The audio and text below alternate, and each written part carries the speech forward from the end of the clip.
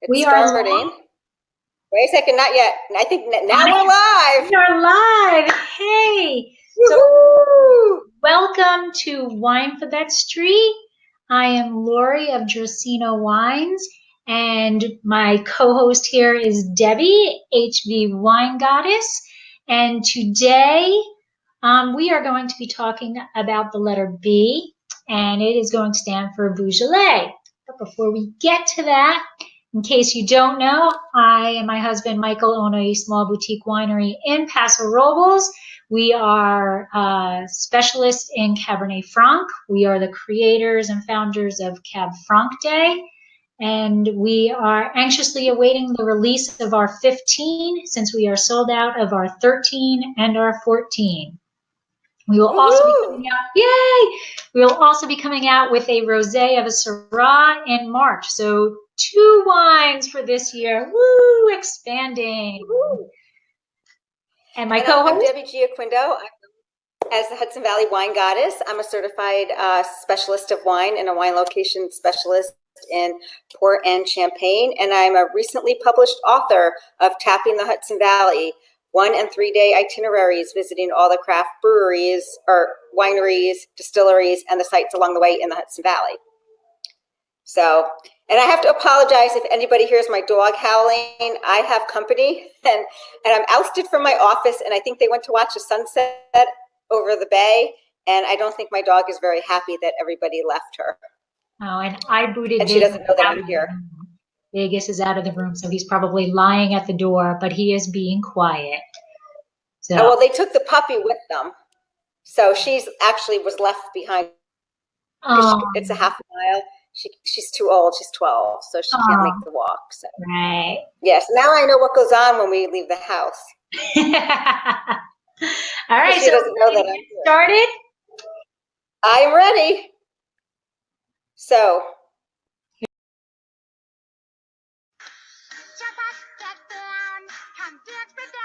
We're moving our body to the ABC. Dance nearby, dance far away, now clap your hands. To the letter of the day, clap, clap. What's the letter, clap, clap? What's the letter, clap, clap, clap, clap? What's the letter? What's the letter? What's the letter? What's the letter? What's the letter? The letter of the day is B. All right. So it was muted. See, I need to learn technology before we attempt these things. Well, every month we're going to get better. We're going to try. We are going to try. We will get better every month. Just hang in with us. All right. So Debbie, you want to start off with the characteristics or Sure. Interesting, because last month we did A is for Albarino, which was an actual. Well, I got the 5 facts and tasty notes. You have the characteristics. Oh, that's right. Right. I had history, I thought. Okay. Yeah. All right. So you have histories. Oh, I got the characteristics, which I in turn took as tasty notes. But no problem. So why don't we start with let's start with the history. All right, so it actually makes sense that we start with the history anyway, because like last month we were doing A is for Albarino and it was an actual grape varietal. This month B, and we chose Beaujolais, which is actually not a grape. Okay, so it is not a grape. It is actually a wine region in France. So it's a little different than last month, but Beaujolais is actually a region located just south of Burgundy in France, and it is actually part of the Rhone region of France. It has a very warm growing season, and what happens is because of that warm growing season, those wines tend to be very fruity and light. But the interesting thing is, even though they are light and fruity, some of them really have some great ageability, some of them up to like 15, 16. They even say sometimes 20 years. So it's kind of like a, I don't know if oxymoron is the right word for it, but it's kind of intriguing that they can be light and fruity and then still be aged. As you go north to south, there actually is a very large, well, not large, but there's a difference in temperature north to south. And that difference is significant enough to make the grapes on the vines be different from the north fruit to the south fruit. The other interesting thing about Beaujolais is how it's made. So normally, at least for us, we take the grapes in off of the vine, we bring them to the winery, we crush them, and then we go through fermentation.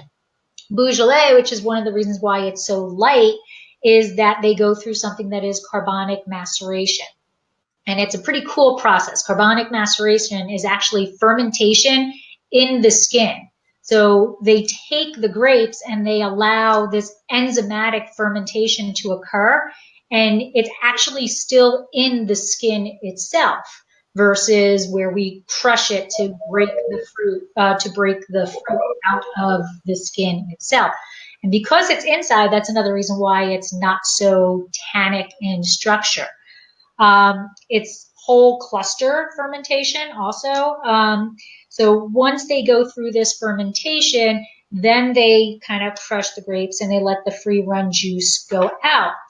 And what I thought was interesting, and I had no clue about this, is that the length of time of the carbonic maceration is actually determined or regulated by what the Beaujolais region is.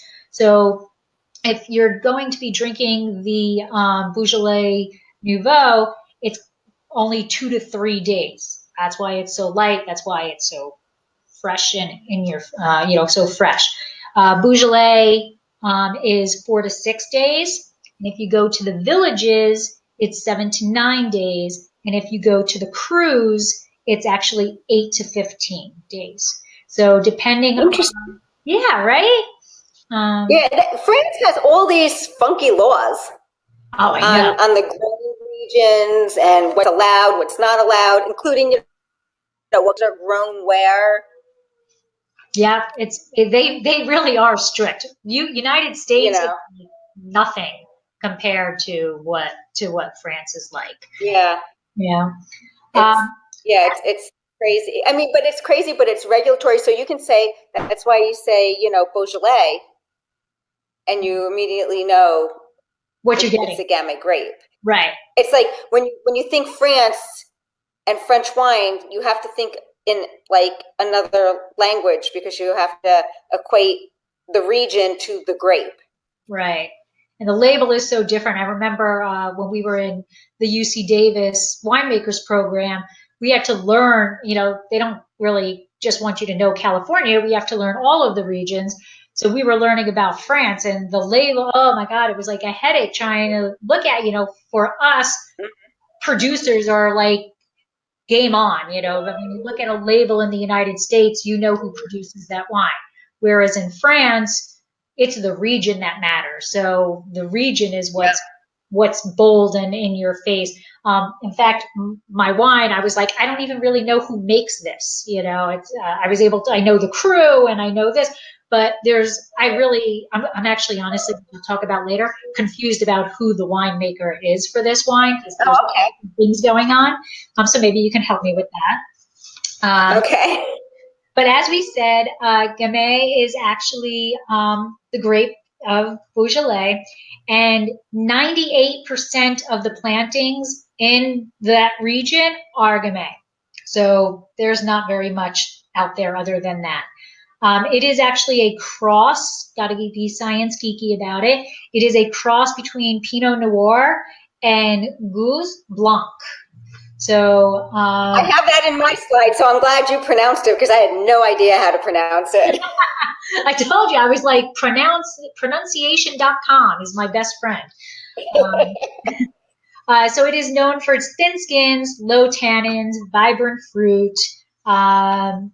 And as I said, there is a huge, France has been making wine and Beaujolais has been making wine for over 2,000 years. I mean, they have been dedicated to wine for 2,000 years. It's that old world versus new world thing, So the Roman rulers back to the 500s and 600s first were established in Beaujolais. So they were actually the first winemakers. And like most of the other French wines, when the railroads came in, that was when it really flourished because now you can get your wine out to someplace else. So when the railroads came in, it was a big, big deal. So quickly looking at the history of Beaujolais, it started with the Romans. The 7th century, Benedictine monks arrived, and they were responsible for cultivating vineyards. Then in the 10th century, Lord of Beaujolais was ruling the area. So now we know where Beaujolais comes from. Yeah. Okay, it's named after the Lord who was reigning in that area. And then 1395, Philippe de Bold, which was the Duke of Burgundy, actually outlawed production of Gamay. He was like, enough, I don't want this, right? Yeah. So they were like, no way, go find another home. Yeah, you need to go find another home. So the grape, the people moved the grape down south to what is now Beaujolais, and it turned out it was like the best thing going for Gamay because the soils in the Beaujolais region are actually much more appropriate to the Gamay grape. So the Gamay loves it down there, so it actually flourished. So ha ha ha ha to you, Philippe the Bold. Okay? That's right. Hey, we got the moneymaker down in Beaujolais. Ha ha, you Burgundy. You're missing out. And then the Lyon metropolis was when the wine prices increased due to those taxes in France. And the people from Lyon decided to buy wines in different regions, and they found Beaujolais, and that was it. They fell in love. Next big thing for the grape region was the 19th century. That's when the train expanded through France, which opened up the channels to Paris. So the fruit could actually be, or the wine can actually be transported. 1951, big date for Beaujolais. That was actually when Beaujolais Nouveau was created, and the Union Interprofessionnel des Vins de Beaujolais, which is UVIB, they actually set the date for Beaujolais Nouveau Day to be November 15th. So it is always that date. The week before Thanksgiving. The week before Thanksgiving. And then in isn't it like the second or third Thursday? Well, right, that didn't happen. So in 1985, the Institute for Appellations des Origines then said, you know what, we don't want it to just be November 15th. We're going to make it the third Thursday of November. So that is now the actual release day for Beaujolais Nouveau. And then pretty much since then, 1/3 of total production of the region has been Beaujolais Nouveau. So that is a big portion of what goes on there. Big time into the appellations and everything in Beaujolais, as in everything with France, there are 10 crus. And those are, like I said, those are the big wigs. Can I put up your slide for the 10 crus? Yes, the 10 crus. So we have a slideshow. There we go. So we have the appellations. Thank you. We have the appellations, which there's the 12 AOCs. There are 38 villages. And then there are only 10 crus. And I'm going to go through the crus north to south. So can I click this next slide, or do you have to do that? You should be able to. You should be able to. Okay, beautiful. Woohoo. It works. So this is a wine map of the Beaujolais, the crus, the villages, and then just the regular. And we're going to go through them north to south. So the most north is Saint-Amour. And these wines, if you're looking for light, easy drinking, soft red fruit wines, this is the region for you.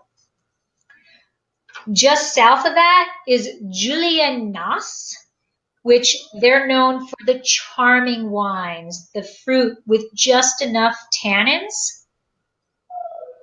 Next up is CHENAS, which actually is the rarest cru. So very little bit of wine from CHENAS actually gets exported to the US. So if you can find it, kudos to you. It's apparently very, very difficult to find. And And And they, you know what? It was a favorite of Louis the Eighth or the 13th. oh, Yeah. You know, I'm not gonna lie. This is all new stuff to me, you know. But I've never even seen a label with that name on it. But No, I haven't either. now I'm gonna have to start keeping an eye out for it. These wines are high in minerality, and they're known to develop with age. So they're ones that you're gonna want to, I guess, lie down for a bit. Next is Moulin à Vin. And these wines are big in body. They are known to be the most Burgundian-like wines, full body, complex flavors, and they have excellent ageability. Next Nice is picture. Fleurie, isn't it? It's pretty. That's Yeah. from Decanter, Wine Mag. Fleurie, which reminded me as soon as I saw this, and I don't know if it has anything to do with it or not, but it reminded me of Harry Potter. That was the girlfriend's name from the other in Goblet of Fire when those Okay. girls came in. Her name was Fleurie. She was supposed to be like a flower and stuff. So, and I'm blanking on her name, whatever. She was known to pull real things into her writing. So I'm curious if that is a connection or not. And true to the name, these wines are the most aromatic and the most floral Beaujolais wines. And it was named after the Roman legionnaire Florus. So these are the delicate wines. They're very subtle. And I couldn't find anything yes or no, but I'm thinking a little less ageability on these just by, you know, how they are. Next up is, My notes say that it will age pretty well. Doesn't say for how long. Yeah, Fleurie. Yeah. Okay. Yeah. I was going on a guess because all I kept reading about was how light they are and how floral they are. So I took a Floral wrong. and fruity. Yep. Next is cherub, which if I didn't listen to pronunciate this, I would have never gotten it from that. This is known as the Gateway Cru. So this is the lightest bodied cru there is. It's actually the highest elevation and the coolest temperature, obviously, if it's the highest elevation. That's interesting. And then we have Morgon, which is where my wine is from. And this is known for their power and structure. It's very, very serious when it's young. It's known to be able to age for years. This is like a big major league hitter for the crus. This is a big guy. And it becomes more Burgundian as it ages. So if you like the Burgundian aspect of it, you want to let these guys sit a bit. After Morgon is REGNIE, and this is the youngest. That's where my wine's from. Woo! This is actually the youngest cru. It only became an actual cru in 1988 when it graduated from being a village. So I wonder if they celebrate. Do they go through like a celebration when they become a cru? Like, you know, I would think so, because that's pretty huge. I mean, for them. Yeah, I would think so. Yeah. Next to last is Côte de Brouilly. And this is kind of a combination, a blend of its big brother, I guess, Brouilly and Morgon. So, and the cool thing about this is it's actually on an ancient volcano. So it's very ripe wines. It's a serious wine. I want to look for one from here. I've seen these labels, but I want to try that because I like volcanic wines. So I'm going to give this one a shot. Yeah, I do too. And the last one is Brouilly, which is known to be the open and welcoming cru. And it is the largest cru. So you're going to be able to find the most wines exported by this cru. and it can be enjoyed very early on, but it can age, and it is it's the largest cru, so it's the largest volume. So we're going to see the most labels back here in the United States, and that is my history. Very good. That was really nice. And it's it's when you look at crus and villages, and then there's Beaujolais. It kind of like you just don't know. It's like, what does it mean? Right. All right, how do we get rid of this slideshow? I'll stop the slideshow. Stop. There we go. All right. There we go. Yeah. So it was actually really, I was glad we chose this, because I really didn't know any of this stuff. So it was kind of cool, to learn about the crus and the differences, and those differences carry on over into what you pair with them, which I'll talk about later. Right. And when I was in France last month, and I was in Burgundy, and we went all the way down to right where Burgundy ends and Beaujolais starts. And that's where the limestone ends and the granite starts, because Beaujolais is grown on granite and Burgundy is grown on limestone. Yeah, which makes it was pretty cool. And knowing this is what we were doing, I'm like, well, can I go across the street? Can I go talk to someone across the street? That's really literally where we were. Like, and to be honest with you, when you go wine tasting, sometimes they're not as good as you think they're going to be. And this particular place that we were at wasn't as good as expected for me. And I was like, I'm just going to go across the street, find the Burgundy guy, and talk to him for a little bit. But I couldn't do that. You could bring a little shovel and do the soil samples from this side of the street and that side of the Well, I had what I found when I was in France, that the internet didn't really work when you were out, because I have a Soil Web is an app, and you bring it up on your phone and it'll tell you what you're standing on. Oh my God, that's so cool. Yeah, Soil Web. You're gonna have to share that. I brought it up everywhere I was, and there was the internet. There was no internet. Like in Paris was fine, no problem. But out in the country, unless you're in the hotel, there was no freaking internet. Right. You can't get a taxi, and there's no Uber. So that's a story for another time.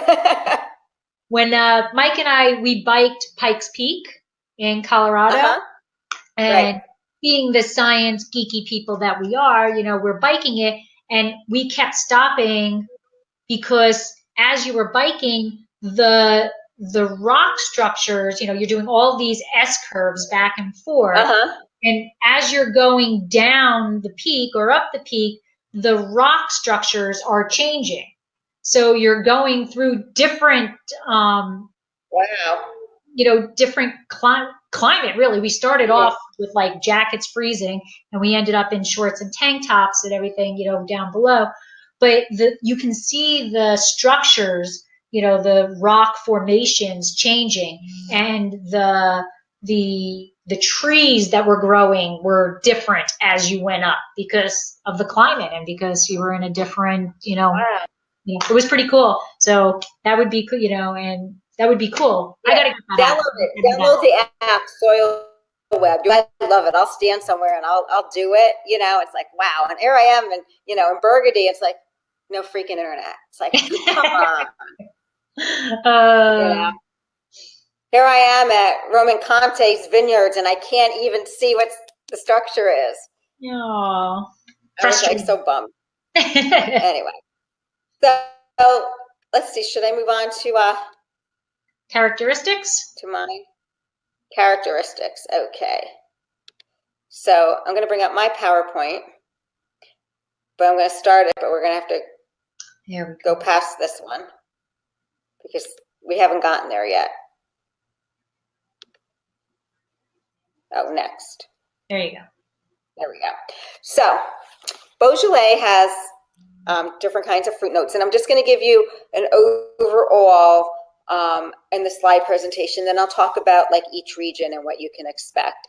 Some of it you covered too, Lori, but so in Beaujolais, in the Gamay grape that is grown in Beaujolais, you're going to get some notes of strawberry, blackberry, raspberry, some cherry, and maybe even a hint of peach.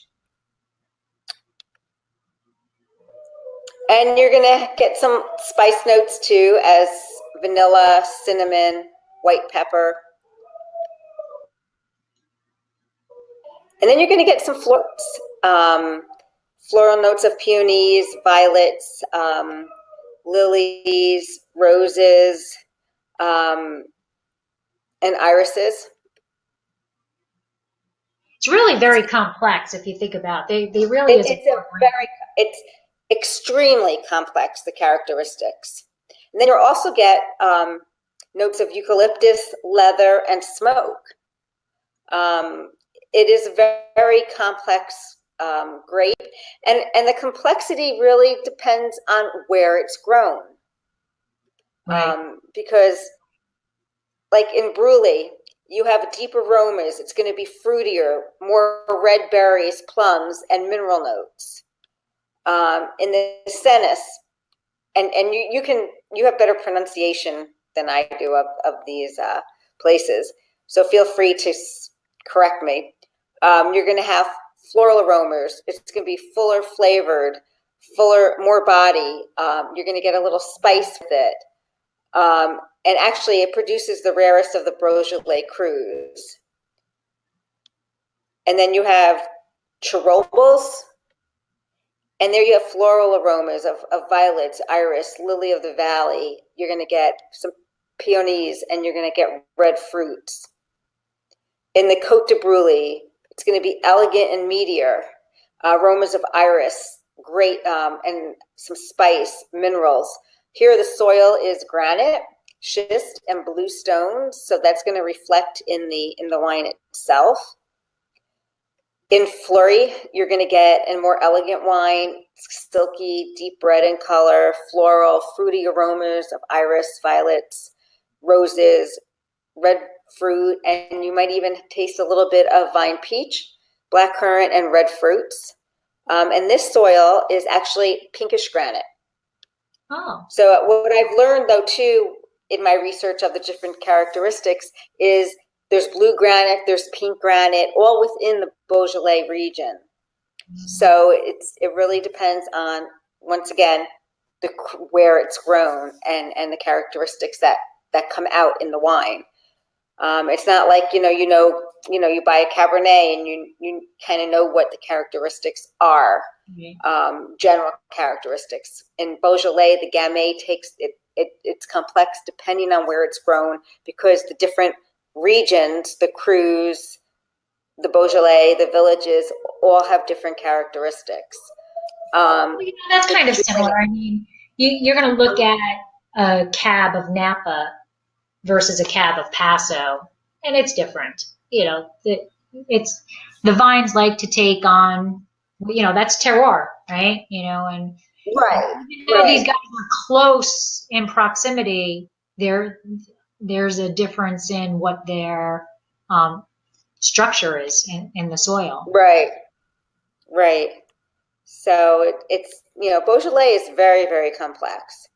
JULIENAS, you're going to get a deep, earthy, ruby red, strawberry, violet, cinnamon, red currant, peonies aroma. It's going to be a powerful wine with some vanilla and spice. Morgan will be full-bodied, meaty, ripe. You might get a little peach, a little apricot, maybe some plum aromas as well. The soil here is rich in iron oxide and volcanic rock, and it's also the second largest cru. The soil is clay, granite, bluestone, schist, and volcanic rock. Moulin à Vent is actually the highest rated cru. It's ruby to dark granite with floral and fruity aromas, complex, if not, I think all these wines are complex. Deep garnet in color. The soil here is rich in iron oxide and volcano rock. Oh, wait a second, that's Morgan. I was on Moulin Vent, which is the highest rated cru. Ruby, dark garnet, floral, fruity aromas, complex. You'll get some young violet and cherry. As it ages, just like everything else. It evolves. You'll get some iris, spice, ripe fruit will develop. And the older, as it ages and gets really, as it's showing its age, you'll get more truffle aromas. Here, the soil is pink granite. And then you have REGNIE, which is raspberry, red currant, blackberry aromas. And then Saint Amour, you'll get fruity and floral aromas, mostly of red fruit. You might get a little bit of peach in it. You'll get some peonies, maybe a little bit of spice. There's two actually different styles here. You'll get the first style is best to drink within the first 12 months after harvest. And then the bolder ones, the bolder wines will have aromas of kirsch and spice, and they're the best after 4 to 5 years of aging. So, and what I found was really interesting here with Saint Amour, 20 to 25% of their sales occur in February because they have a label featuring Cupid for Valentine's Day. Yeah. It's labels sell. Labels sell. Yeah, oh, I know that. I think Beaujolais, the Gamay grape, it just shows you how complex the Gamay grape is. I never realized how complex it was, to be honest with you. Yeah, and you know what? It's not one you see here. You don't see it. You don't see it here in the United States very frequently at all. Well, it's actually grown in the Hudson Valley and in the Finger Lakes. And is it as a varietal, as a single varietal? Michael at Wycliffe grows Gamay on it's estate grown, and Sheldrake Point in the Finger Lakes grows Gamay. Oh, okay. To actually have as a varietal? Yeah, Gamay grape. Yeah, and they sell it as Gamay. Oh, as a. I actually have some, but Oh. It's actually when I compare it to what I have in my bottle here, it's a little bit more complex, a little bit more heavier, where what I'm drinking, which we'll get to, is a little bit lighter. Yeah. Kind of like fruitier, fun, whereas, the other one might be a little bit more heavy, a little bit more serious, the New York one. But that's my personal opinion. So right, cooler temperature, different. Yeah. So. All right. So moving right along. Oh, did I miss one? Did you miss one? No, we have the food pairings, but we can do that after. Okay. So what are you drinking? Show me. This is what I am drinking tonight. Very nice. So, and we purchased it. We were in Total Wine, and I think it was $13.99, maybe $14.99. So not expensive at all. I was looking for a cru. I didn't want to do the Village. I figured might as well go for the cru. And we bought it because of the bird. We're like, oh, there's a bird. Bought on a label. You bought on a label. I bought on a label. I recognize, I was pulling out the cruise on my phone to see what it was, and Morgon was a heavy hitter, so I figured we were safe with that. What's interesting though is in hindsight, what is known for Morgon, like you were saying, the meatiness and that type of thing. Mm-hmm. I wouldn't have picked that because I don't really like meatiness. I do love Syrah though, but I probably would have gone with a different one if I had actually read prior to picking up the bottle the descriptions of what the fruits were. Really the one that sounds most appealing to me I'm never going to get, and that's the REGNIE, the raspberry. And that's what I got. Oh, you got that one. Yeah, that's the one that sounds most appealing to me. There you go. I got the REGNIE. So now this is why I'm confused. This is why I am confused, because right here, let me see, does it work? Right here it says Jean-Claude, Jean-Claude. right, de Blanc. Okay. Right. So to me, that's the winemaker or the winery. However, when you go online and you look it up, it says George Dubouf. Oh, so George Dubouf makes it. Yes. So I have no clue who this Jean-Claude Dubain is. So if anybody out there can explain this to me, I would appreciate it.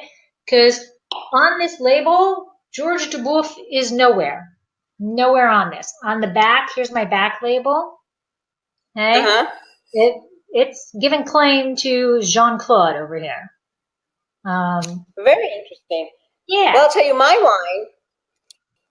It says Julien Seigneur. Okay. That's pretty big for a French label. Okay, so he's an artesian producer who just recently came into the, producing wine. He makes wines from 3 areas, Regnie and FLEURIE. Okay.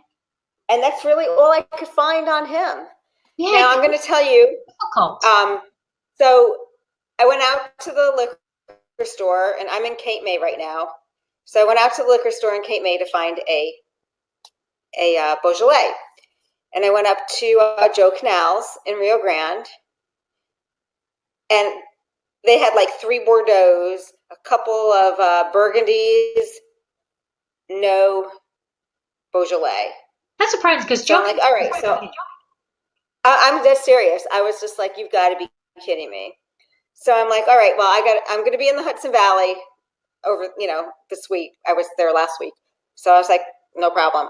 Worst comes to worst, I'm going to go to Viscount and get one because they've got everything. It's like Viscount's like your Total Wine. Okay. So I'm like, but wait a second. I know I saw a Beaujolais in my wine cellar when I was reorganizing something. So I went to my wine cellar and I went and I looked and I found the Beaujolais. I belong to a wine club that is just Burgundy and Champagne, and that's who I went to Burgundy with. And they must have thrown in a Beaujolais, and I pulled it out. I'm like, all right, I'm saved. And this Beaujolais is $25. Oh. So it's a little bit more on the spectrum, a little bit higher priced. But the crus are very, very good values for what's in the bottle. Yeah, I think this is a little bit more. This is a little bit more on a higher price than if I was going to the liquor store. I probably would have bought one, probably $15, $20. Which is what we. But I did talk about for next month. I got my wine for next month too. So did I. Because I was in New York and I went to the liquor store. So yeah. So what are you getting in your glass? Well, I'll tell you, I chilled mine. I stuck my wine bottle in the fridge at 6 o'clock. So it got, just a slight chill, because they say Gamay is really good with a slight chill. So I did that. And I did the same thing. When did you pull it out? I pulled it out at 7:30. Okay, so I was in there for like an hour and a half. Okay, so I pulled mine out at 4 o'clock here. So it was out for an hour, and in our 105 degree temperature, I think it warmed up a bit too quickly. I probably should have pulled it out a little bit earlier, a little bit later. But what I wanted to do was, after I read about Morgon and how big it was, let me give it some air before I taste it. So I pulled it out an hour before we sat down. So when I first tasted mine, and here's it in the wine glass, very red raspberry. But now I get more of the blackberry, and there's spice on the finish, and there's still a slight chill in it. It's not, Yeah. Well, mine doesn't have a chill anymore. Here's mine in a glass. Okay. That's pretty darn deep. Look at that color. Yeah, that is. See, mine's lighter. If I look. Was side by side. Oh, significantly. Yeah. That is lighter. You have more Really translucence bold. on the edges also. Mine's more, yeah. Mine is deep purple throughout. Um, Yeah, mine's and much lighter. yeah, I'm getting cassis, I'm getting plum and violet, which yeah, I love violet in wine. So that's the Cab Franc lover in me. I love the violet. Yeah.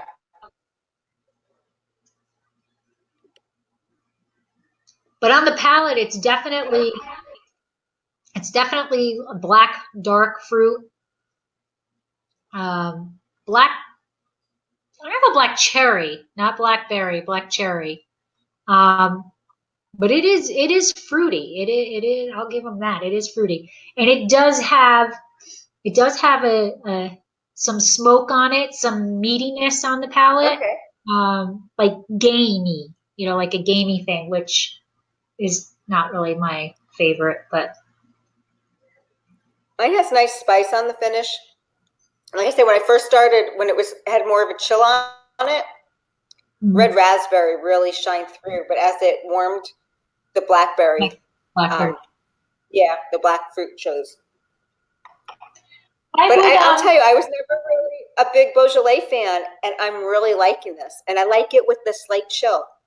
And when I say chill, you don't put it in the fridge for 3 days. It's something you put in just to take the chill, just right. to put the chill on, and then you take it out, and it's really delightful. It's great for the summertime. Yeah. I wouldn't kick it to the curb. I wouldn't kick it to the curb. I would definitely drink it. The value, $13.99. It's awesome. Yeah. It is a cool day here in Fresno today, and it's only 102.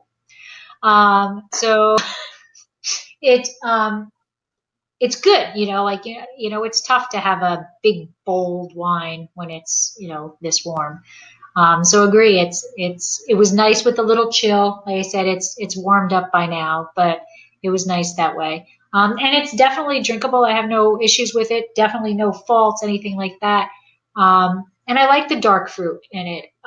It never, even when it was chilled, I didn't have a red fruit in mine. Mine was always a dark fruit.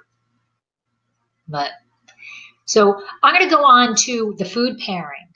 Can you bring up? Okay, I have to say, I'm really, I can really remiss here because I just went into the chat room and I saw that Kathy Wildman is in there, and I completely forgot to bring the chat room up on my screen. So Kathy, thanks for coming by.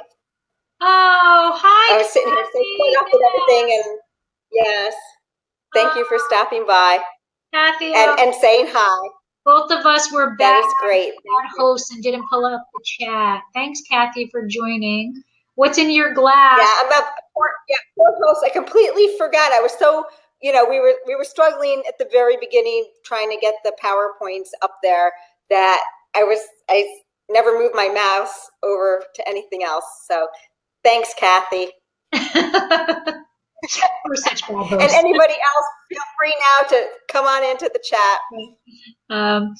And I feel so bad, but we'll talk to her later. Yes. With the food pairing with the Beaujolais, let's see. Do I have that slide up there? You. All right.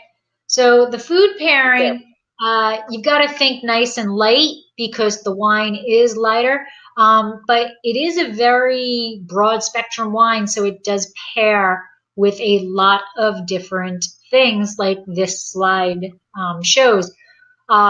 It goes with beef, with roast chicken, quiche, which I can totally see it going with quiche. I'm like drooling over that concept. Pork chops, grilled fish, summer salads, I bet it, a whole bunch of cheeses. But with the cruise being so foods pair different.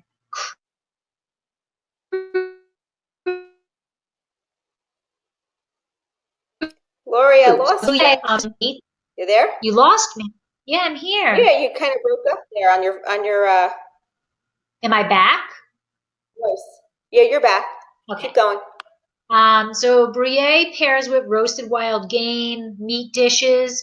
CHENAS pairs with like a bolognese, meat sauces and rather mature cheeses. Um, CHIROUBLES pairs with pork for the best part, and appetizers. Cote de Brouilly pairs with, again, roasted pork and stews. So a bigger, meatier type thing. FLEURIE pairs with pâtés, white meats, creamy appetizers. So again, you've got those floral essences. You don't want to overpower them with a major big food product. JULIENAS pairs with coq au vin and other chicken dishes. Morgon is back to being very much like Cote de Brouilly, where it's the stews, wild game. Winephabet is pairs with roasted red meats. They recommended wild game for that. That was the big pairing. REGNIE, so what you have, and you can tell me what you think about it. Again, they're saying it's lighter, so it's going to go with the pâtés, the white meats, and creamy appetizers. Do you get that? Or, and then Saint Amour. Would you agree with that? Creamy appetizers? I don't know, but we'll see. And then the last one is Saint Amour, which is, okay, I'm going to stay away from this cruise simply because of what you want to pair with it. They recommend organ meats to pair. I have to tell you, when I was in France, there was one dinner we went to was an organ meat, and I had to yeah, I draw the line there. No. Sorry. No. I'm pretty adventurous, but not that adventurous. Oh, no. I'm not adventurous in my food at all, so no. Oh, I am, but no, I'm very. I'm give me pasta and butter sauce, and I'm the happiest person on the face of the earth. I think my favorite meal other than pizza is I take pasta, I put butter in it, and then I take Cholula sauce, the hot sauce, and that's what I mix that with the butter. My goodness. And that's what I eat. That's my happy place right there. Organ meats? No, I'd be running out. Yeah. I'm running in the other direction with you. Yeah. I'm running in the other direction with you. So, tell me, what do we got? Fast facts. Fast facts. Hold on, let me go to my PowerPoint here. That.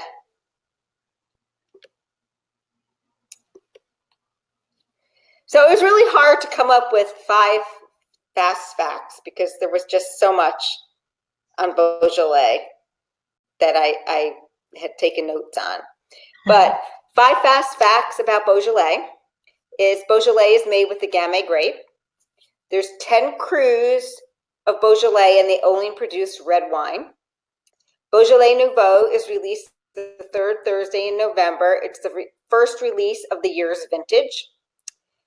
Gamay Noir is a cross between Pinot Noir and, you say it best, Lori. See, now I'm not going to pronounce it. Wait, I got to go back to my notes. Gousse Blanc. There you go. Blanc. And there is white wine produced in Beaujolais as well, and it's Beaujolais Blanc, and it's actually made with the Chardonnay grapes.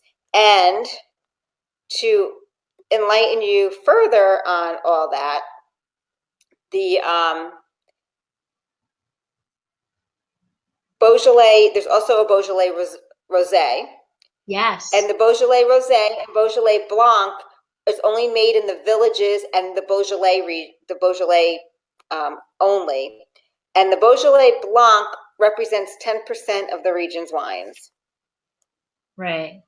Now, now I have to remember, I thought that I saw that there were 2 crus that allowed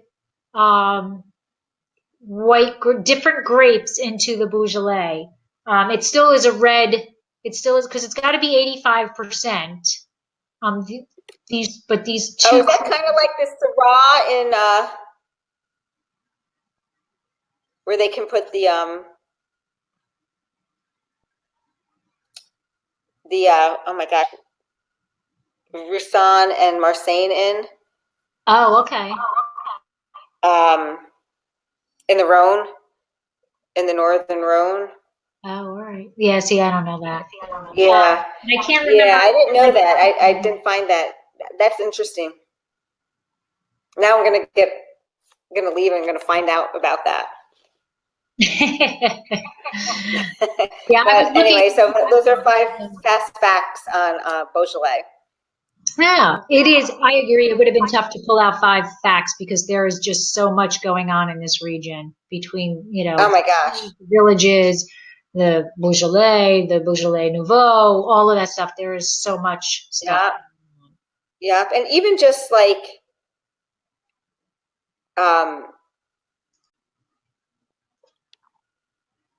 the information that I found just in my research, it's all manual harvested. Yes. All the Beaujolais, there's no machine harvested. And some of those slopes are steep. Yep. I mean, I was reading that they tie them, they have to tie them so that they don't fall off the cliff, as they're harvested. Oh, wow. So I would love to Yeah. see that. But see, now that I would do. I'm adventurous in life. I'm just not adventurous in food. So, so I'm somewhat adventurous in food. yeah. I mean, when I was in Burgundy, I had a pigeon squab. Yeah. Twice it was served, and the second time I just had 2 bites, and I just kind of gave it to my husband and said, "I can't do this." Yeah. See, that's like, I'm so non-adventurous. I would have been all right. You could have told me it was chicken, but it had the claws like that, served. Yeah. I'm so non-adventurous. It's so bad because, we could go to all these wine dinners, in Paso. Like Niner has amazing wine dinners. Four Lanterns has these dinners. All these wineries have these dinners. And I'm like, yay, let's go, let's go, let's go. And then you look at the menu and there's not a single thing. I don't do seafood. I don't do cephalopods. I don't do crustaceans. I don't do beef. I don't do veal. Well, you wouldn't have been able to eat at my house tonight because we saw crabs as appetizers, and then we had flank steak, and we had grilled summer squash and roasted summer squash, and that's good. That's good. Okay, summer squash and red peppers. Yeah. Salad. I took the rest of my garden salad from the garden. That got rid of the rest of my lettuce. Yeah. So see, that's what I tell people when I go to dinner at their houses. I'm like, if you have a salad, I'm good. Don't go crazy over me. I don't want cook whatever you want to cook. Yeah. Just have a salad or some sort of vegetable for me. I just can't do it. I have to tell you, this wine is really evolving nicely. I'm getting some nice white pepper on the finish. Yeah, I'm really liking this. Ooh, there you go. Yeah. I wouldn't turn tonight. It's going to be me and my Beaujolais. Well, Mike will come home and he will share in mine. So let's talk about next month. Next month, it's all about Carmenere. Yay! And because the letter of that's going to be really cool. And I've got my Carmenere already. I do. And I hope you don't have the same one. I can't even tell you what I have. Once again, I bought it. I'm taking this series to go explore. I am not. Yeah. I'm not looking to go with anything that I am familiar with. I want to try different things. We have 3 Carmeneres in our wine cellar from wineries that we frequent, and I told Mike I don't want that. I want to go out and buy something I don't have, you know. So we went out, and once again, I bought by the label. It's like this. I did too. It's like this little guy, this big. He looks like he's in prison. He's got stripes on his shirt. I don't know if he's in prison or not. But it was okay. So it's not the same as mine. Okay. Mine's so got mine. I bought on label too. I bought on the label too. That's how I'm doing this entire series. I'm buying on the label, just whatever. Buying on the label. Yeah. Buying on the label. So buying on the label. But I'm going to put the link here to register for next month. Yes, please do. This is what Carmeniere. And it is going to be on, I'll tell you the date, August 21st, Monday night, August 21st, 8 p.m. We're going to keep Winephabet Street on Mondays at 8. So I think it's a good time. Hopefully I won't have company again, and I'll be able to be in my office. And I want to thank everybody who joined. And I believe we are streaming to your YouTube. Yes? Yeah, it'll be on my YouTube, and then you'll download it, and it'll be on your YouTube as well. And then I will have the podcast up in a couple of days so we can listen if anybody just wants to listen to what we're talking about. And I'll eventually get the podcast up. I still haven't gotten to the Alberino podcast yet. There's too much going on right now. But, you know. It's summer vacation for me. Whatever. Only certain hours of the day. Because, you know, we only have the one car out here because I need my car at home in Jersey. Right. So if I want a vehicle for the day, that means I need to wake up early, drive Mike to work, come back, and then go again, and it's really not worth it. So, and I don't really know where to go in Fresno anyway, so I pretty much just hang out here. But so I'm a little more up to date on that, you know, of setting things up because of that. But I'm just happy not to be in school anymore. Just summer break. I think teachers need it more than kids. I'm serious. But yeah, they probably do. Yeah. So, well, thank everybody for coming. Kathy, I'm sorry I didn't log into the chat earlier. We ignored you. But next month will be better. You know, just, you know, grow with us as we get used to technology here, and, you know, and as our program evolves. Yeah. So thank you for joining. Debbie, are you going to put us off? Yep. And we will see you guys all next month for Carmeniere. August 21st. See you then. Yep. Bye-bye.